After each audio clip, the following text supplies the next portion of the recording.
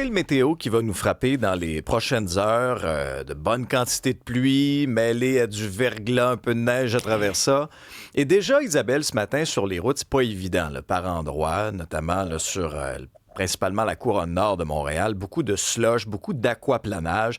André Durocher est directeur de la sécurité routière chez CAA Québec. Bonjour, André. Bonjour, Alexandre. Je vais d'abord faire appel à ton expertise d'ancien policier aussi, parce que dans des situations comme ça, il faut redoubler de prudence. Moi, c'est pas ce que j'ai vu là, ce matin en m'en venant ici, malheureusement. Là. Effectivement, c'est quand même intéressant de savoir quand même si on vit dans un pays nordique et que l'hiver est à chaque année, c'est la même chose. On dirait que les gens ils n'apprennent pas justement à ralentir là, ce qui approche, par exemple, des intersections où il y a des arrêts obligatoires ou des feux de circulation. Et un conseil qu'on donne toujours, c'est ce que les gens devraient faire en début de saison, lorsqu'ils en ont l'occasion, vérifier est-ce qu'il y a quelqu'un derrière eux ou quoi que ce soit. S'il n'y a pas de véhicule ou de personne, juste peut-être peser légèrement sur ses freins puis mesurer l'adhérence qu'on a sur la route. Et parfois, on serait très surpris. Et tu as raison, Alexandre, je l'ai vu moi-même souvent, des gens, ils approchent l'intersection, là, ils freinent puis ils sont tous surpris de voir que leur véhicule tente à déraper. Ça ne devrait pas arriver, malheureusement. C'est drôle parce qu'on doit en parler chaque année. Chaque année, on doit faire ce genre d'entrevue-là. Est-ce que les chiffres se stabilisent en termes d'accidents, de sorties de route? Est-ce que les gens vraiment prennent des mesures? Parce que quand on regarde la route, on a l'impression que le message passe pas. Ben moi, là, souvent, et c'est une question que j'ai eue souvent, on dit comment se fait-il qu'on doit parler de ça chaque année? Comment se fait-il qu'on doit parler justement de la consommation d'alcool au volant, à la vitesse?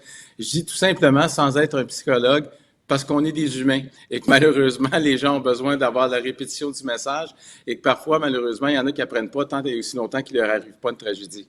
Ouais, et d'autant plus qu'on entre dans une période, la période des fêtes, les déplacements vont être très, très, très nombreux. On parle souvent des jours les plus meurtriers là, sur la route, notamment là, que ce soit de l'été, mais même une partie de l'automne. Or, quand on regarde aussi pour le temps des fêtes, André Durocher, ça reste une période où là, beaucoup de déplacements sur les routes, on a des soupers, des soirées, des parties, mixons malheureusement des cas de capacité affaiblie à travers ça. Puis là, c'est pas un cocktail météo, là, c'est un cocktail explosif sur les routes, malheureusement. Effectivement. Et on y va avec un trio de cocktails, en fait, le cocktail météo, le cocktail également de tous les rendez-vous ou toutes les réunions qu'on tente de squeezer dans une petite période. Les gens veulent se retrouver à certaines dates particulières. En plus, à ça, bien évidemment, ça veut dire qu'on va ajouter la fatigue, les longues distances, et c'est là que ça devient dangereux. Et moi, je trouve toujours une collision est toujours triste, peu importe la période de l'année, mais dans la période des fêtes, lorsqu'on voit qu'il y a des gens qui perdent la vie, ça, je trouve que c'est doublement plus triste. Ouais. Ceci étant dit, un des problèmes qu'on voit souvent sur les routes, c'est de suivre trop près le véhicule là, qui est devant nous. Se faire talonner, par exemple. Je veux vous entendre sur un nouveau projet actuellement. C'est un nouveau jouet, une espèce de pistolet radar que les policiers utilisent, les policiers de la Sûreté du Québec, qui permet d'une part de calculer la vitesse du véhicule, mais aussi la distance entre ce véhicule-là et celui qui est devant.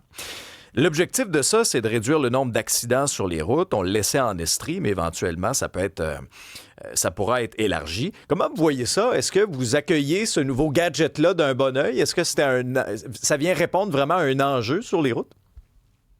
Définitivement, à peu près sur le nombre de collisions qui ont répertorié, je faisais des vérifications au niveau des statistiques. En 2019 et 2024, c'est plus de 21 000 collisions qui ont été répertoriées par la Sûreté du Québec. Et de ce nombre, à peu près 9 en fait, compte était lié, la cause était identifiée comme étant de suivre de trop près. Donc, c'est quand même plus de 3 500 collisions. Ça veut dire à peu près 10 par jour qui sont liées à suivre de trop près. Et je suis convaincu que ce projet pilote-là qui a lieu en Estrie actuellement va être étendu à la grandeur de la province. C'est simplement que les policiers doivent être formés. Parce que cet appareil-là, qui en fait est un peu, je dis toujours, pour le commun des mortels, là, pour qu'ils comprennent, parce que c'est très technique, on va appeler ça un radar sur stéroïdes, en fait, et il va mesurer la distance entre les véhicules, puis je rassure les gens, là, il y en a qui ont dit, oui, mais qu'est-ce que je fais? Par exemple, je circule, puis on sait toujours, lorsqu'on laisse une distance sécuritaire entre nous et l'autre personne devant, qu'il y a des gens qui ont tendance, ils vont venir s'insérer, ils voient ça comme une opportunité. Cet appareil-là va mesurer non seulement la vitesse des deux véhicules, mais également est-ce qu'il y a eu accélération ou décélération. Okay. Puis également, ça va venir complémenter les observations des policiers, parce qu'actuellement, il y a une infraction qui est de suivre de trop près, mais c'est un peu vague, c'est subjectif, tandis que là, on va avoir des critères objectifs. Et moi, en tout cas, je vois ça d'un très bon œil, en autant que c'est bien appliqué. Bien, justement, cette semaine, je réalisais que suivre de trop près, là, tu peux perdre 2 points d'une aptitude, des contraventions de 200-300 $, mais moi, j'ai jamais entendu quelqu'un avoir ce type de contravention-là. Est-ce que ça se donne réellement? Oui, ça se donne. Malheureusement, c'est difficile à prouver. Faut être placé de certaines façons, être capable d'observer et tout. Donc, avec cet appareil-là, ça va permettre justement de peut-être essayer de réduire ce fléau, là, parce que tout le monde a été victime de quelqu'un qui suit en arrière. Moi, j'ai dit, il y a deux types de personnes, ce qu'on appelle les colleux, là, communément. C'est ceux qui croient qu'ils ont acheté la voie de gauche. Pour eux, la personne devant va jamais assez vite. Mais il y a ceux qui taponnent dans la voie de gauche aussi, hein?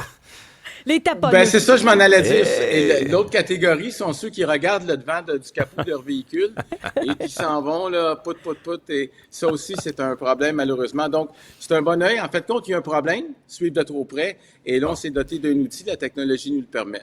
C'est quoi, disons, la distance sécuritaire là, pour suivre quelqu'un sur l'autoroute? Là? Un petit rappel. Normalement, dans des conditions idéales, c'est à peu près 2 à 3 secondes. Là. Le fameux qu'on disait il y a bien des années, là, 1001, 1002. Évidemment, il ne faut pas oublier que ça, c'est dans des conditions idéales. On sait qu'on va avoir un cocktail météo là, qui va risquer de rendre les routes glissantes. Mais 1002, c'est combien de mètres? Ça dépend de la vitesse qu'on va. Si on est à Montréal dans la circulation puis on roule à 5 km/h, ça ne sera pas la même distance que si on roule à 100 km/h sur l'autoroute. André Durocher, directeur de la sécurité routière chez CA Québec. Merci beaucoup, André. Salut.